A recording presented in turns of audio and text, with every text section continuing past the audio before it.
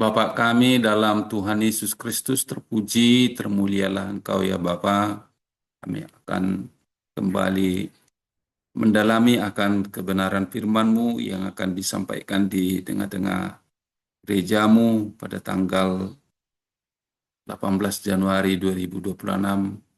Kami yakin melalui kebenaran firman Tuhan ini kami semakin dikuatkan dan kami semakin memahami akan pengampunan dosa yang semuanya oleh karena anugerah dan kasih Allah dalam kehidupan kami. Terpuji, termulialah Engkau Bapa.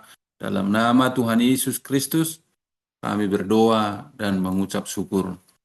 Saudara-saudara, firman Tuhan untuk kita yang juga akan dibawakan di tengah-tengah gereja kita pada tanggal 18 Januari ini yang diambil dari Yohanes 1 ayat yang ke-19 sampai ayat yang ke-42. Kami akan bacakan untuk kita. Yohanes menunjuk kepada Yesus. Keesokan harinya Yohanes melihat Yesus datang kepadanya dan ia berkata, "Lihatlah anak domba Allah yang menghapus dosa dunia. Dialah yang kumaksudkan ketika kukatakan, sesudah aku akan datang seorang yang telah mendahului aku, sebab dia telah ada sebelum aku. Aku pun dulu tidak mengenal dia, tetapi untuk itulah aku datang dan membaptis dengan air, supaya ia dinyatakan kepada Israel." Selanjutnya Yohanes bersaksi katanya, "Aku telah melihat roh turun dari langit seperti merpati, dan ia tinggal di atasnya. Aku pun dulu tidak mengenalnya, tetapi dia yang mengutus aku untuk membaptis dengan air telah berfirman kepadaku, jikalau engkau melihat roh itu turun ke atas seseorang dan tinggal di atasnya, dialah yang akan membaptis dengan Roh Kudus. Aku telah melihatnya dan memberi kesaksian, ya inilah anak Allah."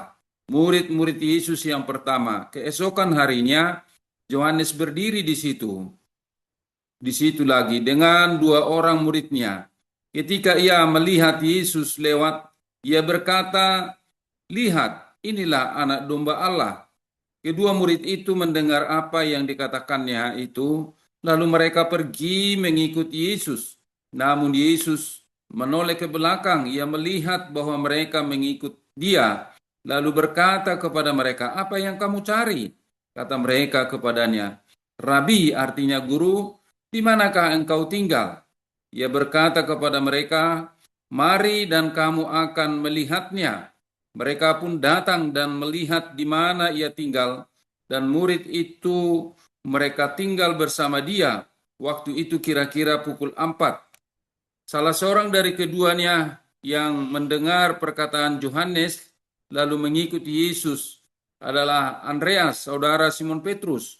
Andreas mula-mula menemui Simon, saudaranya, dan ia berkata kepadanya, "Kami telah menemukan Mesias," artinya Kristus. Ia membawanya kepada Yesus. Yesus memandang dia dan berkata, "Engkau adalah Simon, anak Yohanes. Engkau akan dinamakan Kefas," artinya Petrus. Sedemikian jauh firman Tuhan yang akan kita renungkan saat ini dengan tema "Lihatlah anak domba Allah yang menghapus dosa dunia."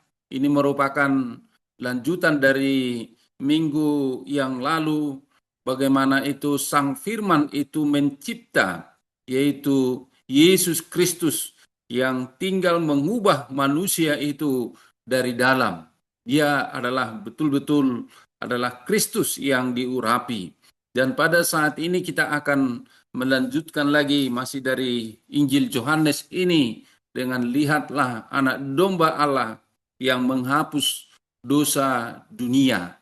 Jadi Yohanes Pembaptis itu menunjuk kepada Yesus Kristus, bahwasanya lihatlah domba Allah yang menghapus dosa dunia.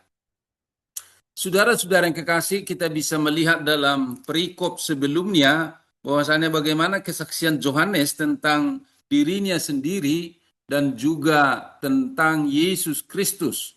Dia berkata bahwasannya sesungguhnya membuka tali kasutnya pun aku tidak layak. Itu mau menunjuk kepada Yesus Kristus sungguh jauh lebih besar dibanding daripada dirinya sendiri. Dia berupaya, saudara-saudari, bahwasannya dia hanya sekedar perintis, tetapi yang sesungguhnya yang jauh lebih besar dari dirinya itu adalah Yesus Kristus. Kalau dia membaptis dengan air, tapi Yesus Kristus itu akan membaptis dengan Roh Kudus. Jadi apa yang dikatakan di sini, lihatlah anak domba Allah yang menghapus dosa dunia. Dialah yang satu-satunya oleh karena anugerah dan kasih Allah menghapus dosa dunia. Karena begitu besar kasih Allah akan dunia ini, sehingga dia mengaruniakan anaknya yang tunggal, supaya setiap orang yang percaya tidak binasa, melainkan beroleh hidup yang kekal. Saudara-saudari, kita berada di zaman digital saat ini. Dalam zaman digital yang kita hadapi saat ini, bahwasanya kita bisa mengalami kekosongan. Kehidupan modern menjanjikan supaya ada terus koneksi sebagai yang mana yang ada di dalam gambar. Namun seringkali kita meninggalkan kita dengan kegelisahan identitas, pencarian validasi lewat like, lewat follower, lewat subscribe, lewat gaya hidup yang materialistis dan relativisme kebenaran untuk menciptakan kehampaan rohani. Tapi kita melakukan subscribe, like, share melalui Kingdom Pemilih Indonesia dalam rangka untuk memberitakan Injil. Itu saudara-saudari. Jadi tidak ada niat-niat yang lain supaya kita naik prestasi kita, supaya kita dikenal orang, tidak. Tapi tujuannya semata-mata hanya untuk kemuliaan Allah. Kita rindu saudara-saudari, saat ini kalau subscribe Kingdom Pemilih Indonesia sudah berada di 229, kita merindukan untuk tahun 2026 ini supaya mencapai 1000 gitu. Jadi kami mohon saudara-saudari yang menonton YouTube ini supaya mensubscribe ini sebagai penginjilan, supaya Injil itu sampai ke seluruh dunia ataupun ke ujung dunia sebagaimana yang dikatakan dalam kisah para rasul. Saudara-saudara yang kekasih, kembali kepada kehidupan kita di tengah arus digital yang terjadi pada saat ini, apa yang bisa terjadi di dalam kehidupan kita? Perjuangan untuk diakui dan dipalidasi di media sosial itu menjadi sesuatu pengharapan kita begitu. Bagaimana orang lain bisa mendukung kita? Sikap hedonis yang menjebak dalam kenikmatan sementara gitu. Sulitnya menemukan pegangan hidup yang kokoh di tengah-tengah dunia media sosial yang kita hadapi saat ini. Hasilnya apa ketika kita bertahan di situ? Adalah kegelisahan akan identitas ataupun jati diri kita. Kita akan kehilangan arah dan kekosongan yang tidak bisa diisi oleh pencapaian materi atau penghargaan sosial. Maka melalui kebenaran firman Tuhan pada pagi hari ini mau mengajak kita bagaimana kita menghidupi akan hidup dalam Yesus Kristus. Jadi pertanyaan yang terdalam yang sangat sulit dijawab oleh dunia pada saat ini dalam dunia media sosial kita adalah pertanyaan batin seperti siapakah aku ini? Dan untuk apa aku hidup? Ini pertanyaan yang terus mengemuka dalam situasi kita saat ini.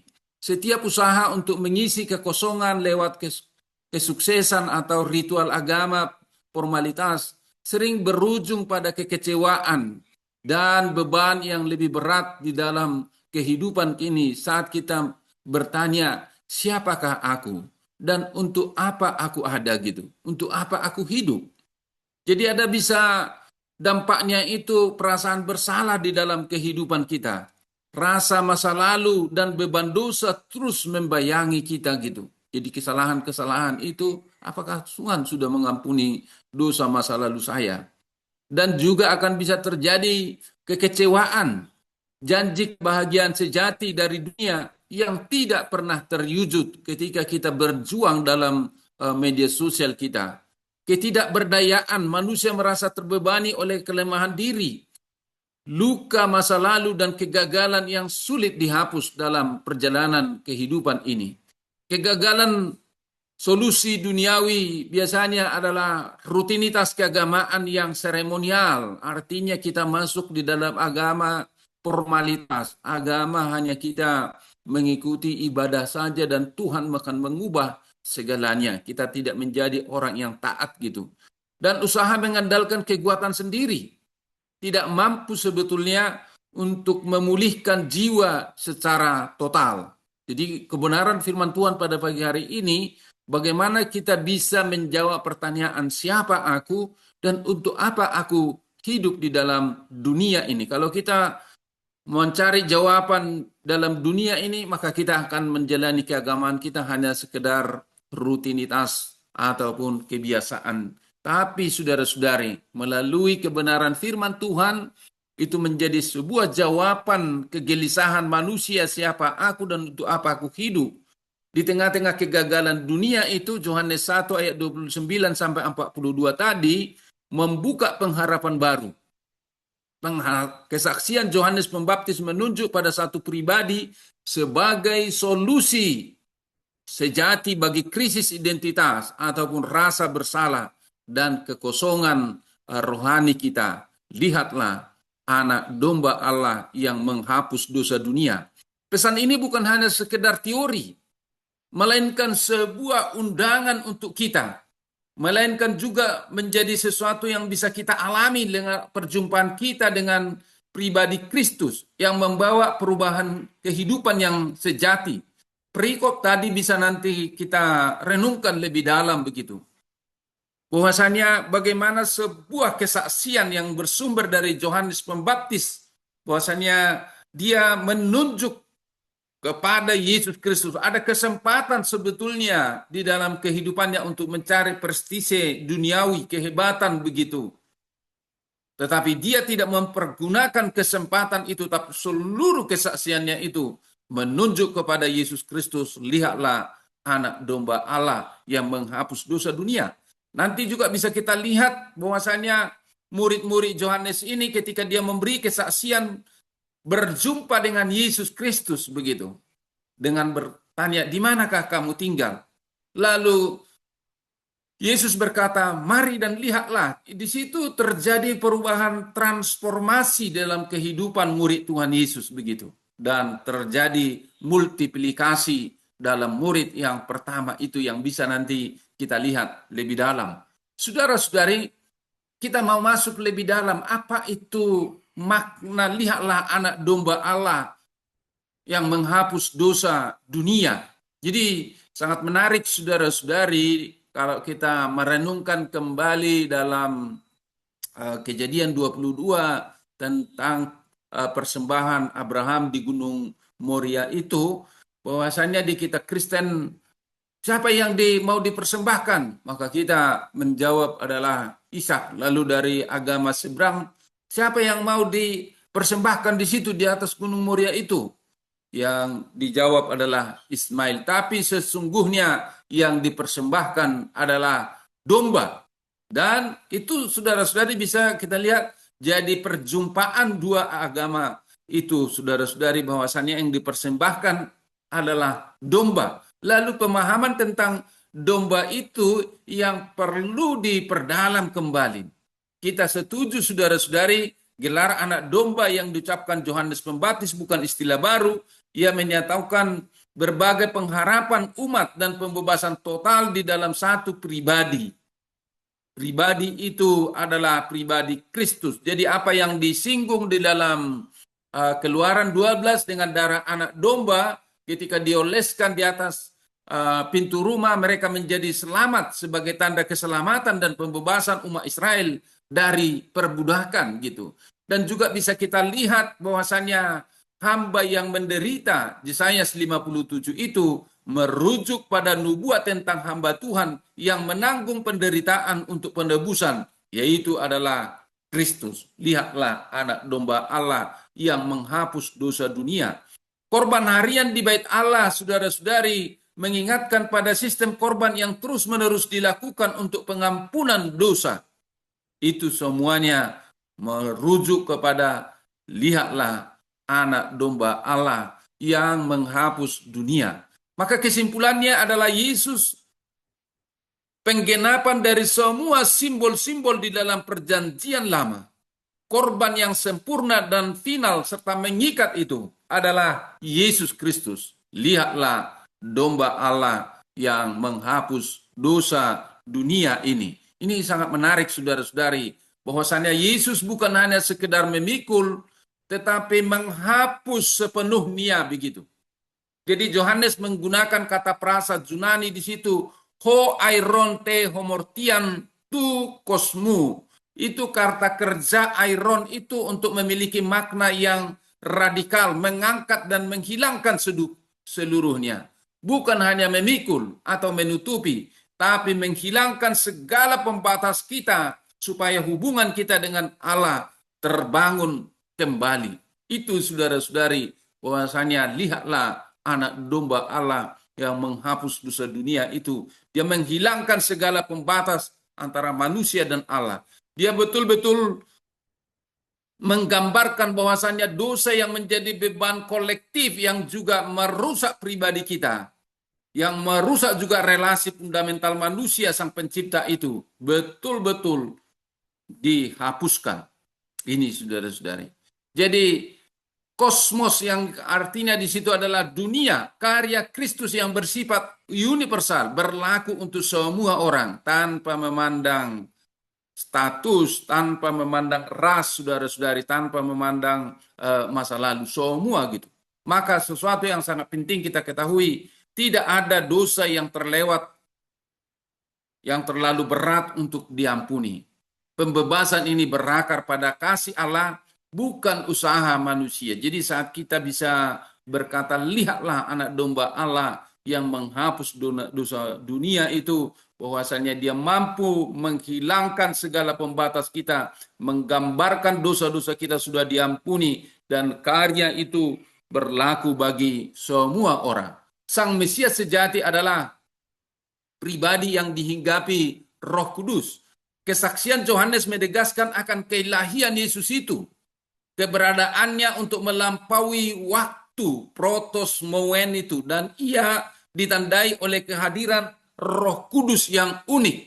Jadi Roh Allah yang turun dan tinggal di atas Yesus yang dikatakan dari firman Tuhan tadi turun seperti burung merpati adalah kata Yunani emeinen yang berarti menetap secara permanen. Berbeda dengan nabi-nabi perjanjian lama.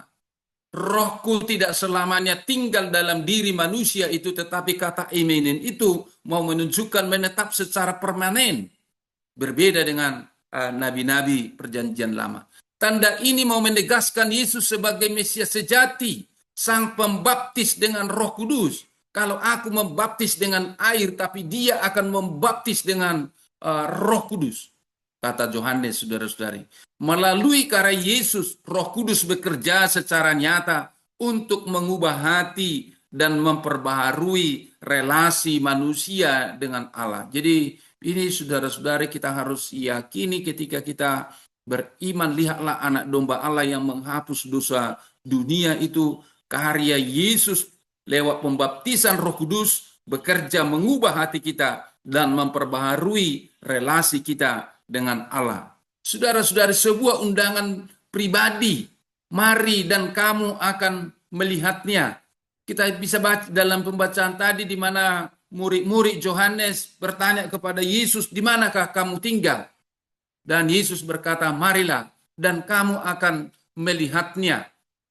Saudara-saudari, fokus beralih respon para murid pertama itu. Pertanyaan Yesus, apa yang kamu cari? Adalah ajakan untuk merefleksikan tujuan terdalam pencarian spiritualitas mereka dan juga pencarian spiritualitas kita. Apa yang kamu cari? Erishete hoi obseste yang mau menunjukkan mari dan kamu akan melihatnya, itu kan. Jadi pemuridan sejati lahir dari kedekatan dan pengalaman hidup yang nyata bersama dengan Yesus gitu. Mari dan kamu akan melihatnya di mana aku tinggal, bagaimana aku hidup. Itu. Jadi bukan hanya sekedar undangan pribadi, ajakan, tapi mari dan kamu akan melihatnya bagaimana kenyataan-kenyataan itu. Maka saudara-saudari, pola pemuritan dari pengalaman pribadi menuju pertumbuhan komunitas bisa kita lihat dari pembacaan firman Tuhan tadi. Bahwasannya kisah dalam Yohanes 1 ayat 35 sampai 42 melukiskan sebuah pola pemuritan yang sistematis dan relasional gitu.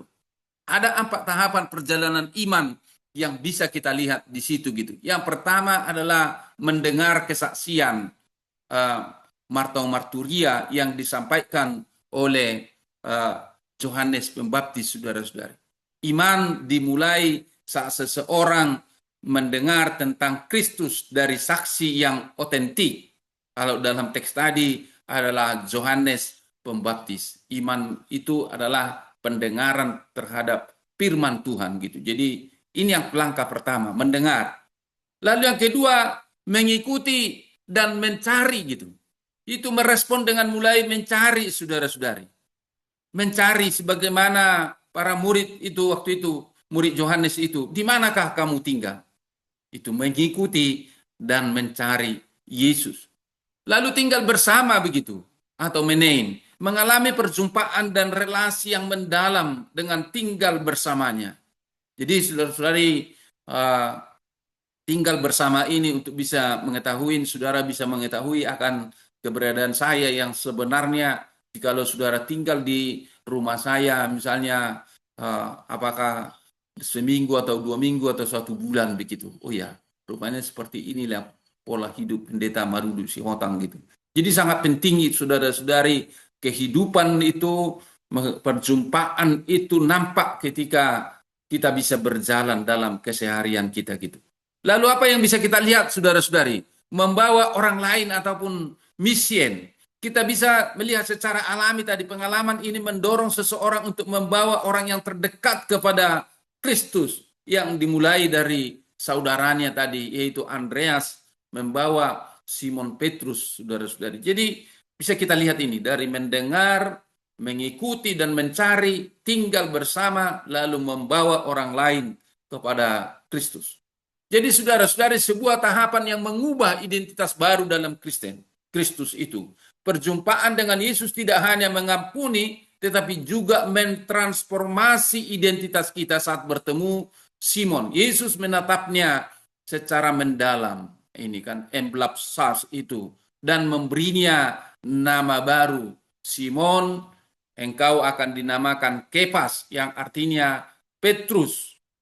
Petrus artinya di atas batu karang ini aku mendirikan jemaatku dan alam maut tidak akan menghancurkannya. Di situ saudara-saudari, makna perubahan otoritas Kristus. Tindakan ini menunjukkan kuasa Yesus untuk membentuk masa depan dan potensi muridnya yang pertama itu begitu.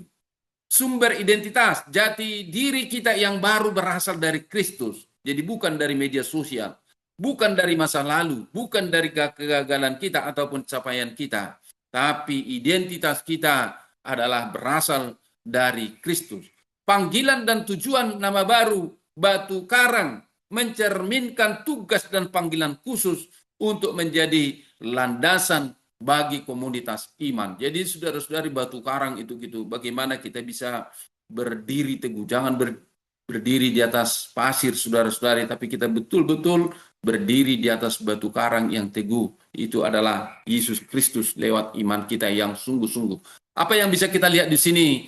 Teologi ataupun hubungan kita yang amat mendalam dengan Tuhan dari pembahasan firman Tuhan ini. Yang pertama saudara-saudari, kristologi, yaitu Yesus adalah anak domba Allah, korban penebusan yang sempurna. Ia adalah firman yang kekal, sepenuhnya Allah dan manusia dengan otoritas mengubah kehidupan kita. Dalam ayat 14 dikatakan saudara-saudari, firman itu telah menjadi manusia dan diam bersama-sama dengan kita gitu, mengubah kita dari dalam saudara-saudari.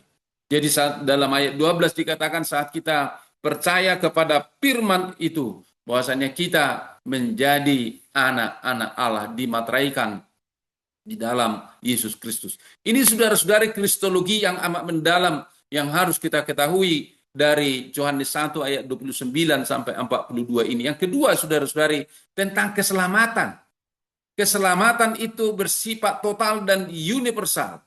Dosa tidak hanya ditutupi tapi dihapus gitu.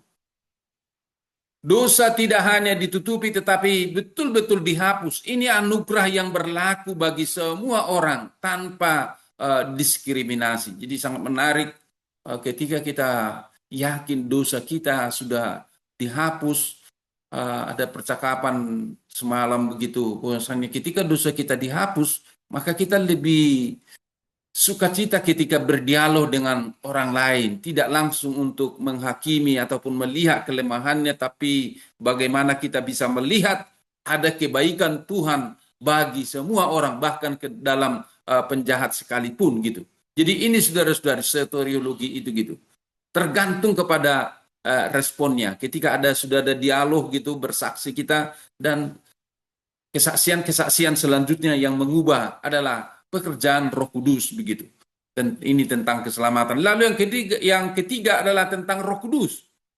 Jadi kalau Yohanes mengatakan aku membaptis kamu dengan air, tapi dia akan membaptis kamu dengan Roh Kudus. Jadi ketika kita sudah percaya dalam Yesus Kristus, kita dibaptis dengan Roh Kudus gitu. Baptisan itu menjadi suatu baptisan yang permanen dalam kehidupan kita. Itu menandai sebagai Mesias dan sumber baptisan roh yang memperbaharui hati manusia itu dari dalam gitu. Jadi sangat beda dengan perjanjian lama. Dalam kehidupan kegerejaan kita, dalam kehidupan misiologi kita begitu. Bahwasanya gereja bertumbuh melalui kesaksian relasional dan undangan pribadi. Datang dan lihatlah, bukan paksaan. Dimulai dari lingkaran terdekat, saudara-saudari. Bisa kita yakini ketika bahwasanya kita sudah menjadi pengikut Kristus itu dimulai dari lingkaran yang terdekat kita. Yang penting, saudara-saudari, bagaimana kita bisa menemukan jati diri kita di era digital ini. Kita, saudara-saudari, betul-betul mencari identitas kita bukan dalam dunia digital kita, tetapi betul-betul kita dalam Kristus begitu.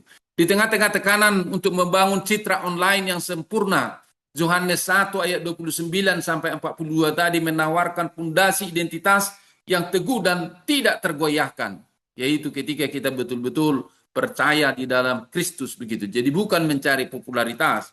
Identitas tidak ditentukan oleh jumlah pengikut, kesuksesan, atau citra media sosial kita, melainkan oleh siapa kita di dalam Kristus begitu. Sangat menarik, saudara-saudari, Kingdom Pemilih Indonesia ini sudah saya ikuti 1 tahun kurang lebih, bahwasannya saat dilakukan ibadah pagi gitu dan juga pengajaran pada malam hari, ya paling sekitar 1-20 orang yang mengikutinya gitu. Tapi tujuannya untuk apa? Supaya identitasnya jelas, supaya dia betul-betul mengetahui siapa dia di dalam Kristus. Proses pemuritannya itu supaya jelas. Jadi bukan persoalan jumlah, tapi masalah kualitas gitu, saudara-saudari. Teladan Yohanes Pembaptis yang menunjuk kerendahan hati dengan tidak mencari popularitas, melainkan mengarahkan semua perhatiannya kepada Yesus. Maka itu juga yang dilakukan oleh Kingdom Pemilih Indonesia, semua perhatiannya kepada Yesus begitu. Panggilan untuk generasi masa kini adalah kembali menemukan keutuhan identitas dalam relasi dengan Sang Pencipta, bukan dalam ilusi dunia digital, tetapi saudara-saudari, dalam relasi dengan Sang Pencipta itu, mari dan lihatlah, itu menjadi sesuatu pengalaman yang nyata dalam kehidupan kita sebagai umat Tuhan, melampaui ritual. Jadi kekristenan sebagai relasi yang hidup. Bisa kita lihat tadi di dalam perikop itu mau menggarisbawahi iman Kristen itu bukan sekedar kumpulan tradisi atau rutinitas keagamaan. Tapi Yohanes tidak menirukan hukum, tetapi mengarahkan orang pada perjumpaan pribadi dengan Kristus lewat relasi.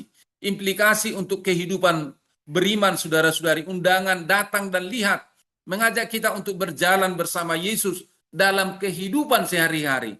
Bukan hanya tahu tentang dia secara teori, tetapi dia harus nyata dalam perjalanan kehidupan kita, dalam keseharian kita.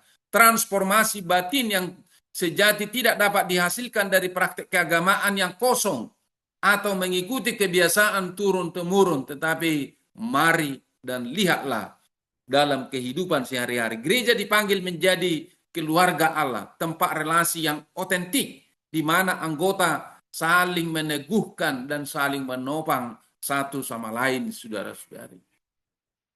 Kita bisa melihat kesaksian yang otentik itu dimulai dari keluarga ataupun lingkaran terdekat kita. Jadi pola pemuritan dalam Injil Yohanes ini mengajarkan bahwa kesaksian efektif lahir dari pengalaman yang nyata dan otentitas. Otentitas itu bukan sesuatu khayalan, tetapi sesuatu yang betul-betul original gitu. Bukan hanya argumen teologis yang rumit, tetapi nyata secara kini dia.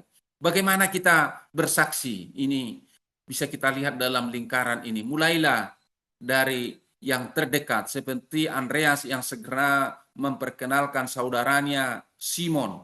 Kesaksian kita yang paling alami dimulai dari keluarga dan sahabat gitu. Andreas kepada Simon. Lalu Simon, engkau akan dinamain Petrus, di atas batu karang ini aku akan mendirikan jemaatku. Apakah langsung Simon di situ bisa mengalami perubahan total? Tidak. Tapi kita lihat juga perjalanan Simon Petrus itu jatuh bangun juga gitu.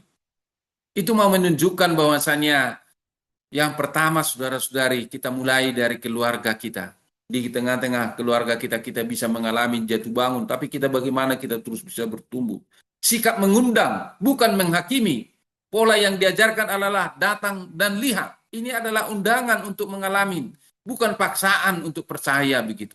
Tapi datang dan lihatlah, itu adalah undangan Yesus kepada murid-murid yang pertama itu. Mereka mengalami perubahan demi perubahan, bukan paksaan gitu. Setiap orang dipanggil, Yesus mempercayakan tugas ini kepada murid-murid biasa, bukan orang-orang yang brilian seperti Farisi, Saduki, ahli-ahli Taurat pada masa itu. Tetapi orang-orang biasa gitu. Latar belakang ataupun pengetahuan kita bukanlah syarat yang utama, tapi perjumpaan itu. Mari dan lihatlah. Saudara-saudari, perlu juga kita ketahui, masa lalu Anda tidak mendefinisikan masa depan Anda gitu. Kemenangan Kristus adalah kenyataan hidup hari ini. Kisah Simon yang menjadi Petrus adalah janji bahwa Yesus menawarkan identitas baru yang berdaulat atas kegagalan dan trauma masa lalunya gitu. Demikian juga dengan kita. Datang dalam karya Kristus, masa lalu tidak lagi menjadi penentu utama. Masa depan dibuka oleh anugerah dan visi baru yang berasal dari Tuhan. Undangan datang dan lihat tetap terbuka bagi siapa yang merasa tidak layak, merasa terasing atau terjebak. Bahwasanya Kristus menawarkan relasi yang membebaskan dan transformasi sejati dalam kehidupan kita. Biarlah saudara-saudari kebenaran firman Tuhan ini, mari dan lihatlah domba Allah yang menghapus dosa dunia, betul-betul bisa kita dalamin, kita renungkan lebih dalam, sehingga firman ini menjadi firman yang menegarkan, firman yang menunjukkan di tengah-tengah gereja kita. Amin, kita berdoa. Bapak kami dalam Tuhan Yesus Kristus, hamba-Mu sudah selesai mempresentasikan bahan yang sudah hamba persiapkan dalam beberapa hari ini, yang akan juga menjadi bahan perenungan bagi kawan-kawan sahabat hamba Tuhan yang akan menyampaikan khotbah pada hari Minggu 18 Januari yang akan datang atau besok. Biarlah semuanya Tuhan, kami bisa mendalaminya lebih dalam, sehingga firman ini dengan mudah, dengan sukacita kami sampaikan di tengah-tengah gereja Tuhan. Terima kasih Bapa, terpuji, termulialah Engkau. Dalam nama Yesus kami berdoa. Amin.